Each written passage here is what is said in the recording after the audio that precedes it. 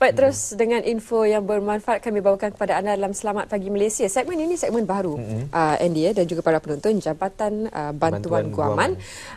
Dan banyak kami akan bincangkan dengan tetamu di studio. Pagi ini kita ingin mengucapkan selamat pagi kepada Datuk Haini Hassan yang merupakan Ketua Pengarah Jabatan Bantuan Guaman. Terima kasih Datuk kerana bersama kami pagi ini. Datuk boleh cakap Arab Datuk? Belum. dengan semua aura dan keterujaan ketibaan Raja Salman. Ini baru satu segmen terbaru yang diperkenalkan untuk Selamat Pagi Malaysia. Ramai yang juga ingin bertanyakan apa antara fungsi asas Jabatan Bantuan Guaman itu, apa bezanya dengan firma Guaman yang sedia ada. Okey, pertamanya saya ucap terima kasih jugalah kerana sudi menjemput Jabatan Bantuan Guaman. Macam kata tadi, pertama kali, maybe dengan RTM lah. Okey, untuk makluman semualah, ya, Jabatan Bantuan Guaman ni, kita mempunyai 3 fungsi utama lah. Objektif penubuhan. Pertama ialah untuk memberikan nasihat undang-undang dalam pelbagai bidang, ya, kepada masyarakat lah. Dan kedua ialah untuk mewakili golongan-golongan tertentu seperti mana yang ditetapkan dalam Akta Bantuan Guaman tahun 1970. Dan ketiga, merupakan fungsi kami untuk menjalankan prosedur mediasi apabila sesuatu tindakan mahkamah itu telah pun difailkan di dalam Jabatan Bantuan Guaman. So sebelum kita pergi mahkamah tu, kita cuba supaya pihak-pihak dapat berunding dan menyelesaikan secara baik di luar mahkamah. Baik, kalau tadi Datuk dah maklumkan bahawa Jabatan Bantuan Guaman ini memberi nasihat dan juga bantuan guaman. Untuk kes-kes seperti apa saja yang boleh dibantu oleh Jabatan Bantuan Guaman? Kalau tadi boleh pelbagai bidang, mungkin sivil dan juga syariah. Betul. Kalau nasihat, kita boleh beri nasihat pada semua perkara. Jadi hanya yang terhad tu kalau kita nak mewakili. Kalau nasihat tu semua perkara. So kebanyakannya tu kita akan dapatlah, ya, daripada orang ramai tu biasanya perkara-perkara yang melibatkan kekeluargaan, termasuklah syariah dan sivil.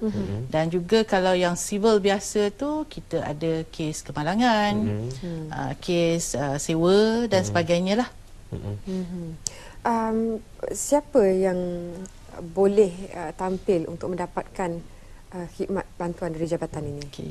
Kalau kita kata bantuan ni, saya zoom in kepada yang kita wakili lah. Sebab saya dah kata tadi, kalau nasihat semua. Tapi kalau yang kita mewakili, kita ada 2 kategori penting lah yang layak menerima bantuan. Pertama, mereka yang mempunyai sumber keuangan, bukan gaji, ya, sumber keuangan di bawah RM25,000 setahun, ya. So jadi dalam kategori ini mereka boleh diberikan bantuan guaman seperti kita wakili mereka di mahkamah tanpa dikenakan sebarang bayaran sumbangan. Pro bono? Tidak pro bono. Tidak pro bono tapi juga? Kita, ya. Cuma kalau macam kita engage lawyer di luar, kita perlu bayar kos dan sebagainya, kan. Jadi kadang-kadang dia boleh mencecah sampai RM5,000-6,000. Tapi kalau di Bantuan Guaman, Jabatan Bantuan Guaman melalui kami, kita tidak mengenakan bayaran tersebut. Jadi kita hanya buka file tu, kita panggil fee pendaftaran RM2 dan sumbangan tu tidak dikenakan. Itu yang sumber kewangannya RM25,000 ke bawah setahun. Bagi kumpulan yang sumber kewangannya adalah melebihi RM25,000 tetapi tidak lebih RM30,000 setahun, yang itu dikenakan sumbangan. Tapi sumbangan kami tak mahal lah. Sumbangan kita hanya RM300.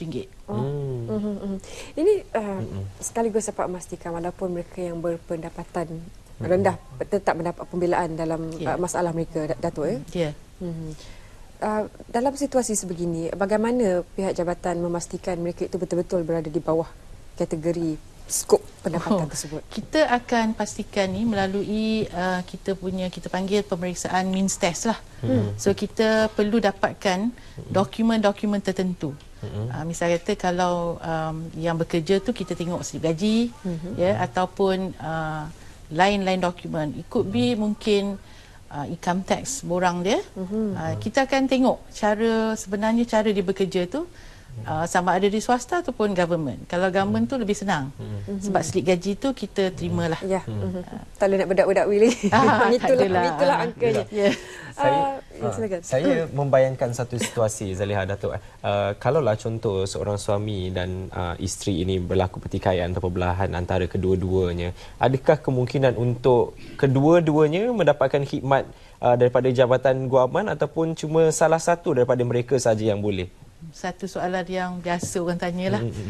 Kalau kedua-dua ni bila kita buat dia punya penilaian, mereka layak untuk mendapat bantuan guaman, apa yang kami akan buat ialah kita akan melantik peguam luar. So kedua-dua tu akan diwakili oleh peguam yang dilantik oleh Jabatan Bantuan Guaman. Sebab kita tak boleh wakil satu dan wakil kedua-dua, kita tak boleh. Jadi kita akan melantik firma guam dari luar untuk mewakili seorang di pihak isteri dan seorang lagi di pihak suami. Dan bayaran peguam ini juga akan dibayar oleh Jabatan Bantuan Guaman melalui kita punya peraturan. Jadi bayaran tersebut adalah dikawal oleh peraturan tersebut.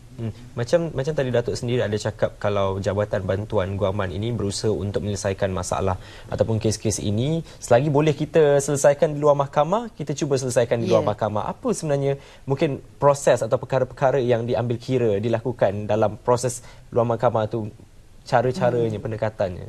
Sebab saya sebut mula tadi, antara kita punya fungsi yang 3 tu adalah mediasi. So mediasi ni sebelum kita pergi perbicaraan di mahkamah, kita akan panggil kedua-dua pihak ni dan kita akan tanya pada mereka sama ada mereka bersetuju untuk melalui proses mediasi.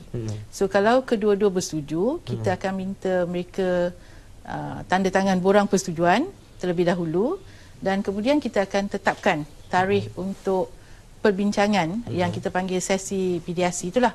So di situ kita akan cuba merundingkan kita akan tanya satu pihak apakah dia punya permintaan dan pihak yang satu lagi sama ada mereka bersetuju dan juga hak-hak mereka kita akan ambil kira lah.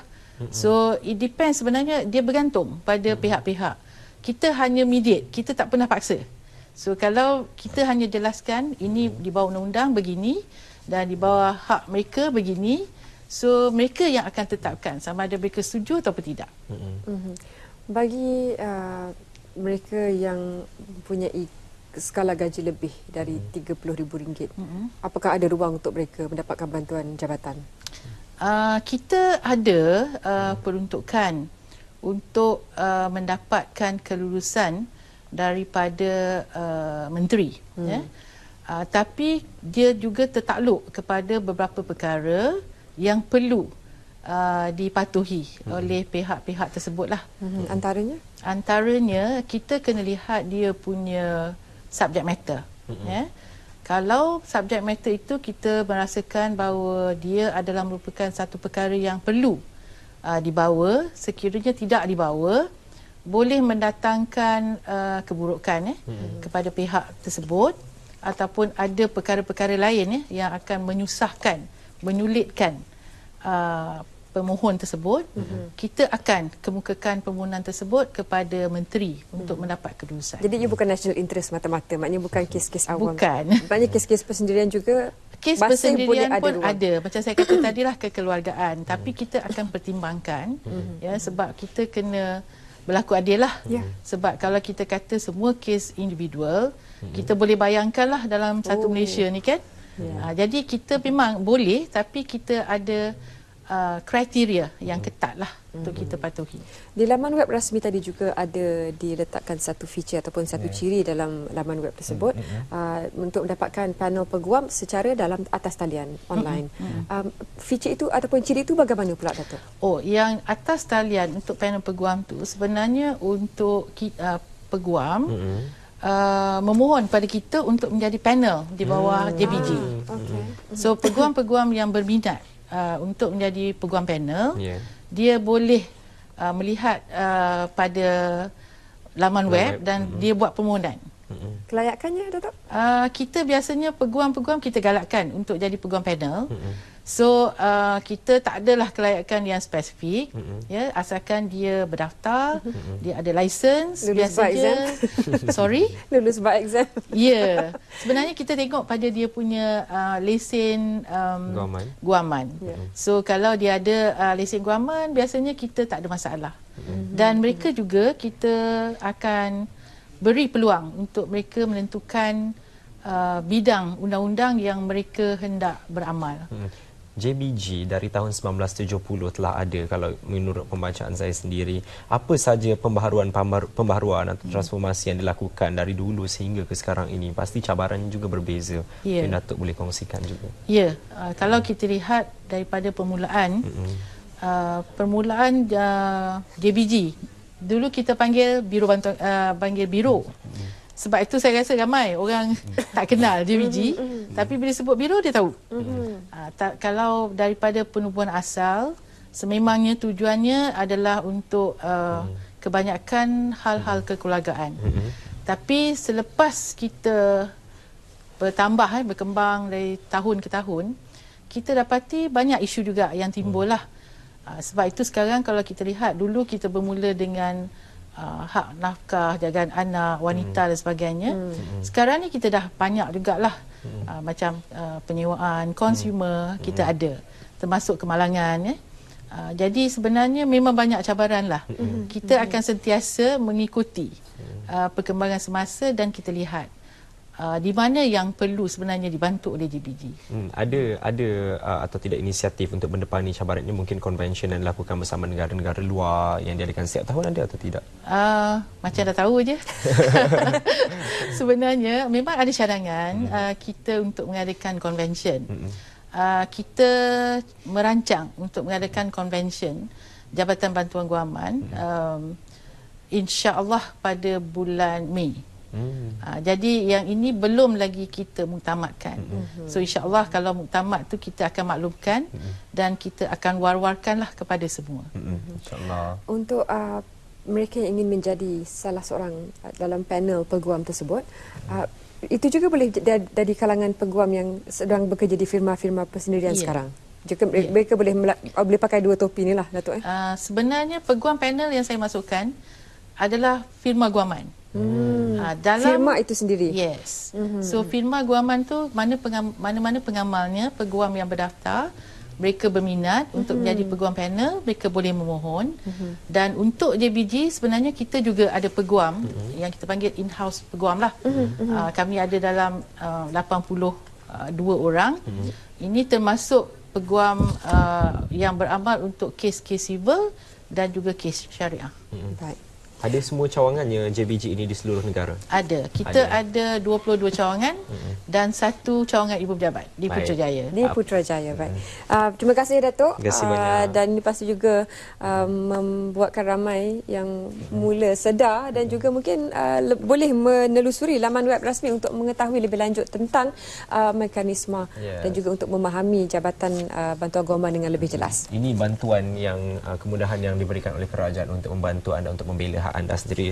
Laman web Jabatan Bantuan Guaman. Terima kasih sekali lagi, Datuk.